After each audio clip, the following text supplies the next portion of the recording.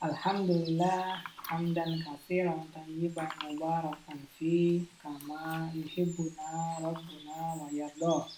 Asyhadu an la ilaha illallah wahdahu la syarikalah wa asyhadu anna Muhammadan abduhu wa rasuluhu alladzi la nabiyya ba'da amma ba'du. Kita lanjutkan pembacaan Taisir Kalimir Rahman fi Tafsir Kalamil Manan yang ditulis oleh Syekh Abdurrahman bin Nasir As-Sa'di, masuk pada tafsir surat An-Nisa, surat yang keempat, ayat yang ke-9 sampai dengan ayat yang ke-10. Ayat yang ke-9, A'udzubillahi minasyaitonirrajim. Wala yakhsal ladzina law taraku min khalfihim dzurriyyatan dhi'afan khafu 'alaihim falyattaqullaha wal yaqulu qawlan sadida.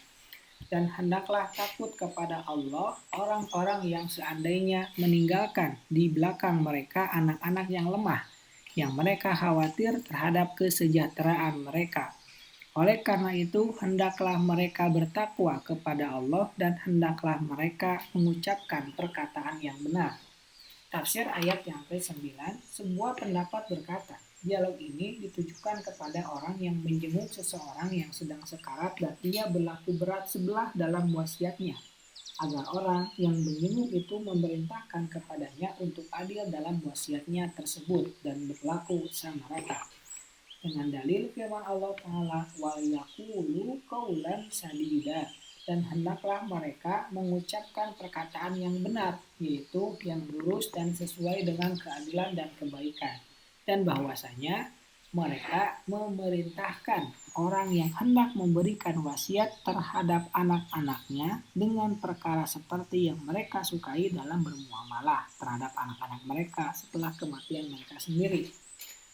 Pendapat lain berkata, yang dimaksudkan dalam ayat itu adalah para wali, orang-orang yang tidak mampu membelanjakan harta dengan baik dari orang gila, anak kecil, dan orang-orang lemah, agar para wali itu bermuamalah terhadap mereka dalam hal-hal yang bermanfaat bagi mereka, baik agama maupun dunia mereka, sebagaimana mereka menginginkan mereka bermuamalah terhadap orang-orang yang lemah yang datang setelah mereka dari keturunan mereka. Falyattaqullaha, oleh sebab itu hendaklah mereka bertakwa kepada Allah dalam status mereka sebagai wali bagi orang lain, artinya yang memperlakukan mereka dalam suasana takwa kepada Allah tanpa menghina mereka, mengurus mereka dengan baik dan mengharuskan mereka agar bertakwa kepada Allah.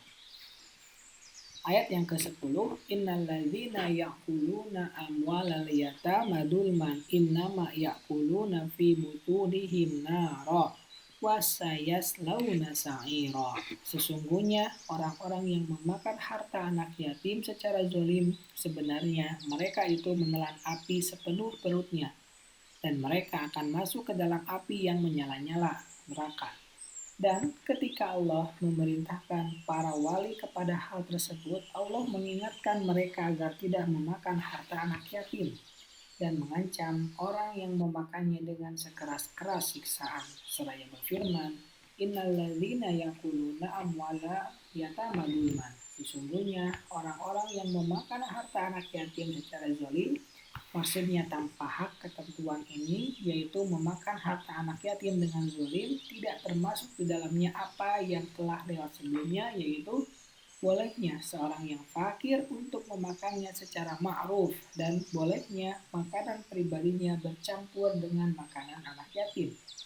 Barang siapa yang memakannya dengan zalim, sesungguhnya yakulu nafi butunihim naron. Mereka itu menelan api sepenuh perutnya, yaitu sesungguhnya apa yang mereka makan itu adalah api yang menyala-nyala dalam perut mereka, dan mereka sendirilah yang memasukkan api itu dalam perut-perut mereka. Wasayaslauna sa'ira, dan mereka akan masuk ke dalam api yang menyala-nyala atau neraka, yaitu api yang membakar dan menyala-nyala. Ini merupakan ancaman yang paling besar yang ditetapkan terhadap suatu dosa yang menunjukkan akan keji dan jeleknya memakan harta anak yatim, dan bahwa perbuatan itu mengakibatkan pelakunya masuk ke dalam api neraka. Dan itu menunjukkan bahwa perbuatan tersebut dalam dosa-dosa yang besar. Kita memohon keselamatan kepada Allah. Subhanaka Allahumma wa bihamdika asyhadu an la ilaha illa anta astaghfiruka wa atubu ilaik. Assalamualaikum warahmatullahi wabarakatuh.